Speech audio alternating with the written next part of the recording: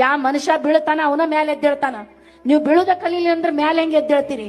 ಯಾವಾಗ ದೇವ್ರು ನಿಮಗ್ ಬಿಳಿಸಾಕತ್ತಾನಂದ್ರ ನೀವು ತಿಳ್ಕೊಂಡ್ಬಿಡ್ರಿ, ನಿಮಗ್ ಮುಂದ ಒಂದು ಉಜ್ವಲ ಭವಿಷ್ಯವನ್ನು ಕೊಡುವಂತ ಆಶೀರ್ವಾದ ದೇವ್ರದ್ ನಿಮ್ಮಲ್ಲಿ ಐತಂತ ಹೇಳಿ ಯಾವಾಗ್ಲೂ ರೈತರಿಗೆ ಅದಕ್ಕ ಕಷ್ಟ ಬಹಳ ಬರ್ತಾವ್.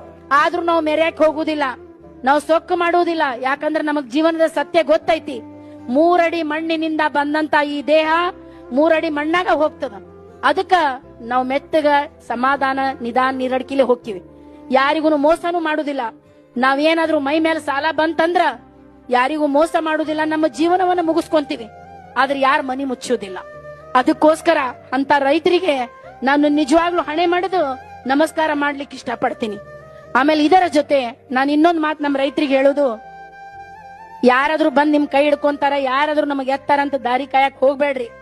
ಯಾಕಂತ ಕೇಳ್ರಿ, ನಿಮ್ಗೆ ಹಿಡ್ಕೊಳ್ಳೋ ಕೈ ಟೆಂಪ್ರರಿ ಕೈ. ಅದು ನೀವು ನಿಮಗೋಸ್ಕರ ಪರ್ಮನೆಂಟ್ ನಿಂತಿರಂದ್ರ ನಿಮಗ್ ನೀವೇ ಪರ್ಮನೆಂಟ್ ಆದ್ರಂದ್ರ ಈ ಜಗತ್ತೊಳಗ್ ನಿಮ್ಗೆ ಅಳ್ಳಾಡ್ಸಕ್ ಯಾರಿಗೂ ಆಗುದಿಲ್ಲ. ಯಾಕಂದ್ರೆ ಒಂದು ಟೈಮ್ ಇತ್ತು, ರೈತ ಹರಕ ದೋತ್ರದಾಗ ಬಂಡಿ ನೋಡ್ಕೊಂಡು ಬಂಡ್ಯಾಗ ಬರ್ತಿದ್ದ. ಆದ್ರೆ ಇವತ್ತು ಪ್ರೈವೇಟ್ ಜೆಟ್ ಇಟ್ಕೊಂಡಾರ ರೈತರು. ಆ ಲೆಕ್ಕದೊಳಗ್ ನಮ್ ರೈತರು ಮುಂದುವರ್ಯಾಕತ್ತಾರ.